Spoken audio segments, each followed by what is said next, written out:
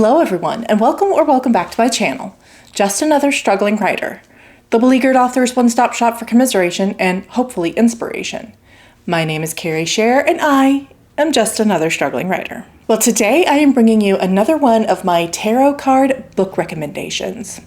If you're unfamiliar with this series, what I am doing is I am trying to match up a book recommendation for every single card in a standard tarot deck. And to be clear, I am still very much an amateur at reading tarot. I started self-teaching myself a few years ago. I don't do readings for anybody else, and I'm still very much in the learning process of each tarot card's meaning and what they represent. That's my favorite thing about tarot, is that it is so subjective and each person gets something different out of the cards. So don't take these recommendations as gospel. This is just a fun way for me to recommend books that I love while also learning more about tarot. Also, as a reminder, I am not doing these recommendations in order of the deck. I have chosen to do a random draw each time instead. And the reason for that is I think it's just a little bit more interesting and fun if I do something completely random every time. Finally, I am not using a standard Rider-Waite tarot deck. I am instead, for this project, using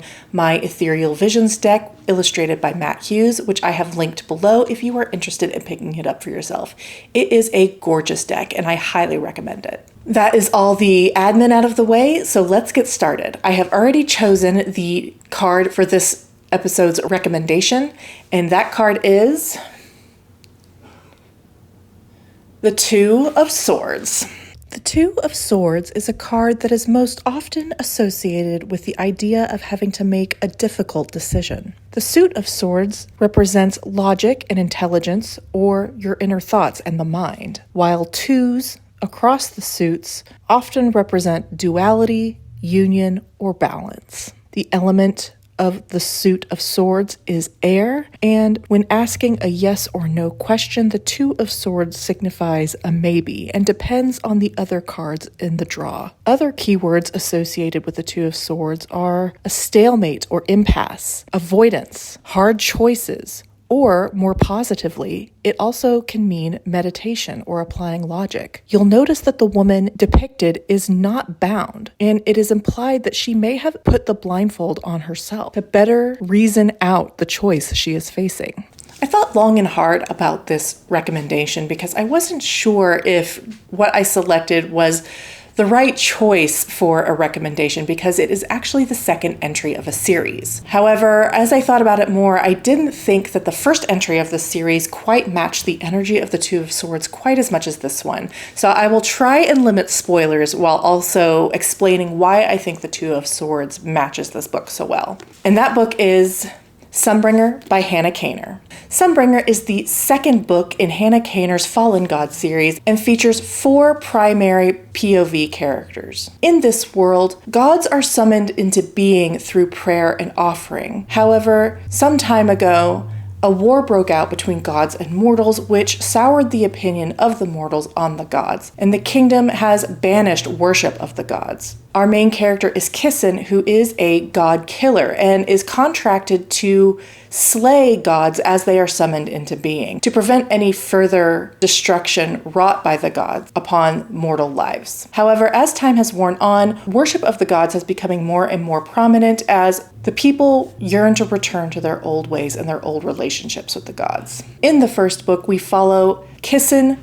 the god killer, as she escorts a young woman who has somehow become bound to a small god. Along the way, they meet a knight who fought in the war against the gods to accompany them. And together, the 4 of them uncover secrets about the gods, about the war, about the king, and about themselves. Sunbringer is the follow-up to the first entry, God Killer, and we continue to follow those 4 main characters in addition to a 5th character. Why I think Sunbringer matches the Two of Swords so closely is because several of the characters face very difficult decisions about their lives, about their loyalties, and about the path that they will take as the events of the first book bring consequences they could not have imagined. Elagast and Inara in particular face really pivotal moments in their character arcs and development. Inara is a young woman facing untold death and destruction, as well as personal turmoil, as her bond with Skedaseth, the god of white lies, fractures, frays, and may ultimately be damaged beyond repair. Meanwhile, Elagast has to face the consequences of sticking to his convictions and his beliefs, regardless of how they challenge his loyalty and his friendships. And while I don't want to give too much away about Kissen, she is also on a journey that challenges her belief system greatly. I loved everything about the first entry, Godkiller, except I did find some of the character arcs to just be a little bit annoying. But overall, I thought it was a really, really great book. I gave it 4.5 stars.